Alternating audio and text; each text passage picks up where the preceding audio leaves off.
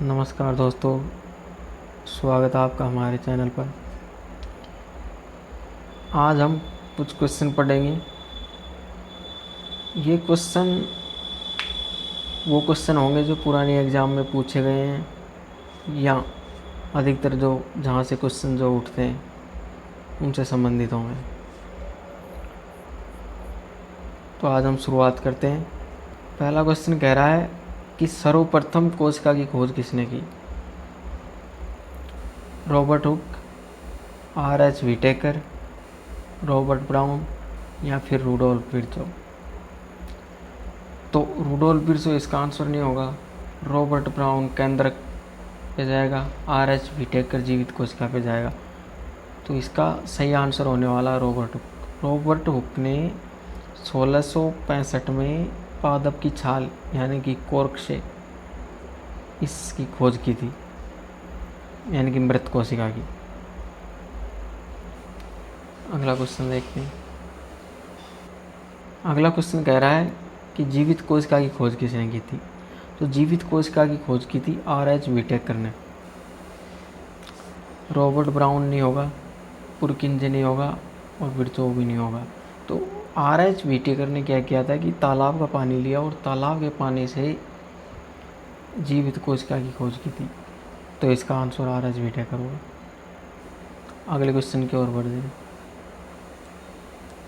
अगला क्वेश्चन कह रहा है कि कोशिका का पावर हाउस कौन सा है?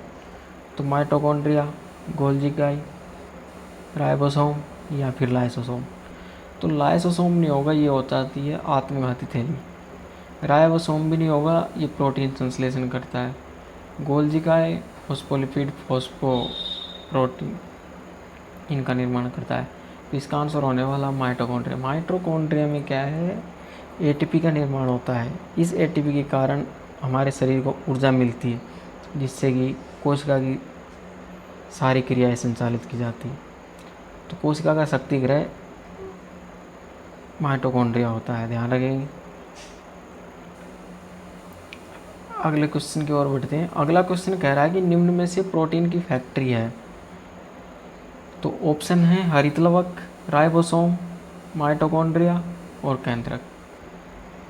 अच्छा, केंद्रक जो होगा ये इसमें नहीं होगा, क्योंकि केंद्रक तो कोशिका के नियंत्रण करता है। माइटोकॉन्ड्रिया उसका पावर हाउस हो जाएगा। तो राइबोसोम इसका आंसर होगा। राइबोसोम ही प्रोटीन का निर्माण करता है। हरितलवक नहीं होगा, ये प्रकाश संश्लेषण के लिए उत्तरदायी होता है हरितलवक। तो प्रोटीन की फैक्ट्री राइबोसोम कहलाता है।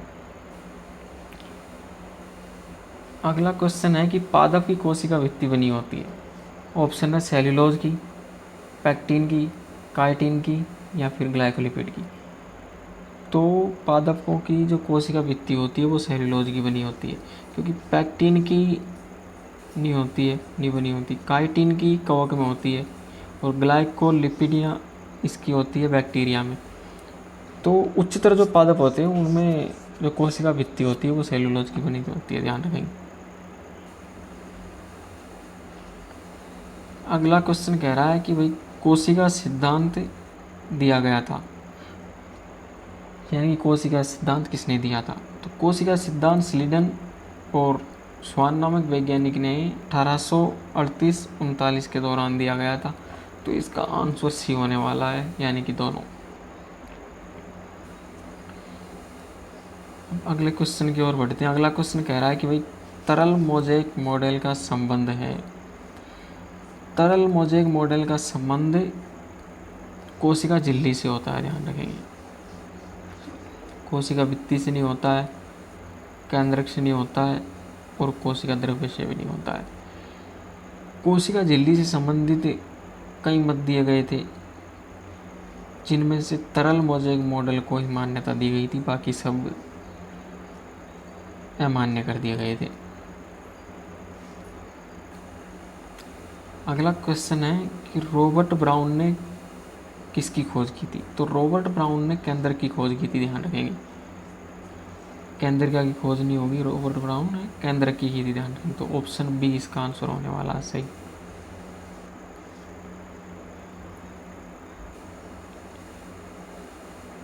अगला क्वेश्चन कह रहा है कोशिका को नियंत्रित कौन करता है। तो कोशिका को नियंत्रित लाइसोसोम नहीं करता, क्योंकि लाइसोसोम आत्मघाती थैली हो जाएगी। राइबोसोम प्रोटीन संश्लेषण करता है। माइटोकॉन्ड्रिया कोशिका का पावर हाउस हो जाएगा, तो ये भी नहीं होगा। इसका सही आंसर होने वाला है केंद्रक, यानी कि डी। कोशिका का नियंत्रण केंद्र की करता है कि भाई अब कौन सी क्रिया होगी, इन सब का संचालन केंद्र द्वारा किया जाता है, ध्यान रखेंगे।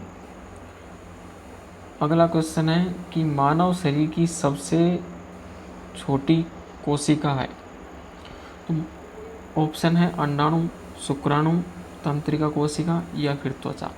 तो ध्यान रखेंगे, मानव शरीर की सबसे छोटी जो कोशिका होती है वो होती है शुक्राणु। अंडाणु सबसे बड़ी होती है मानव शरीर की, ध्यान रखेंगे। तंत्रिका कोशिका सबसे लंबी कोशिका होती है और त्वचा भी इसका आंसर नहीं होगा। तो शुक्राणु यानी कि इस पर मानव शरीर की सबसे छोटी कोशिका होती है, ध्यान रखेंगे। अगला क्वेश्चन कह रहा है कि भाई 60S और 40S इकाइयाँ, ये दोनों मिलकर राइबोसोम की कौन सी इकाई बनाती है। तो 60S और 40S मिलकर राइबोसोम की 80S इकाई बनाती है, ध्यान रखेंगे। कई स्टूडेंट्स हो कर देते हैं, वो क्या करते हैं 60S और 40S दोनों को जोड़ देते हैं, जो कि ये गलत होगा, ध्यान रखेंगे। इसका आंसर होने वाला है 80S, बाकी 70S और 60S भी इसका नहीं होगा। अगला क्वेश्चन है कि क्लोरोप्लास्ट में